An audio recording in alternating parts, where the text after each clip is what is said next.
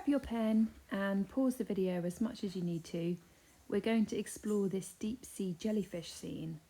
Imagine sinking slowly into a world where sunlight gives up.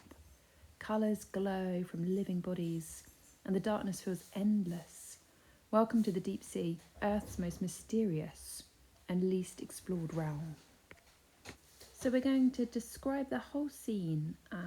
So before you floats a cluster of organisms that resemble jellyfish, delicate drifting lanterns suspended in the blackness, and I want you to imagine that they're pulsing gently, each one illuminating the colour around it, swirling blues and greens, colours that are borrowed from our own planet, oceans, forests and the globe itself.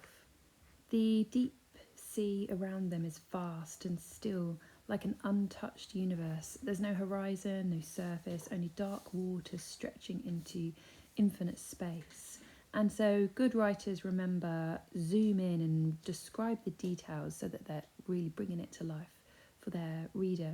So notice how these jellyfish, the bodies of these jellyfish-like creatures move. Imagine each one is pulsing like a quiet heartbeat, pushing them forward. In fact, there's lots of really good opportunities for similes and metaphors here, remembering that a simile and a metaphor is essentially an interesting comparison. So you've got the comparison with a heartbeat. You've also got the comparison of the colours being very much like the earth colours.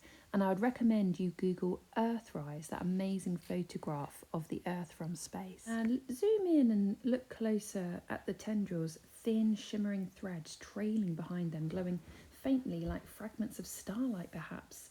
And then zoom further, tiny particles drift through the beams of their light. Marine snow, the ocean's constant delicate rainfall. And now write some thoughts and feelings. How does the scene make you feel?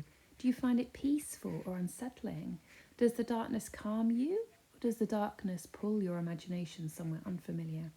Perhaps you feel small beside these glowing creatures, or maybe curious, drawn by their quiet light. You can link your emotions to the scale of them. It's very difficult to get a scale of these. Are they huge or are they tiny? We just don't know. These are your 3 ambitious vocabulary words for you to get into your writing. So the first one is bioluminescent, glowing naturally in the dark. There's a really good clip from the film version of Life of Pi that shows it if you Google it. Your second word is ethereal, which means delicate and otherworldly. And your third word is abyssal, which relates to the deep ocean depths. And something else to watch for that actually is the brilliant octonauts.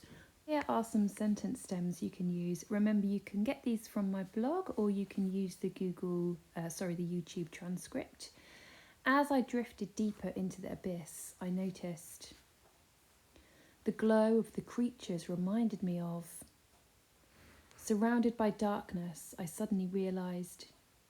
And then 3 ambitious pieces of punctuation, semicolon that links 2 closely related ideas. Remember, it's just a fancy connective. The dash, one of my favourites for dramatic pause or interruption. Ellipsis is great for creating mystery or suspense. And I've got a scientific fact that links to this that I'm really hoping will help deepen our love and understanding of nature.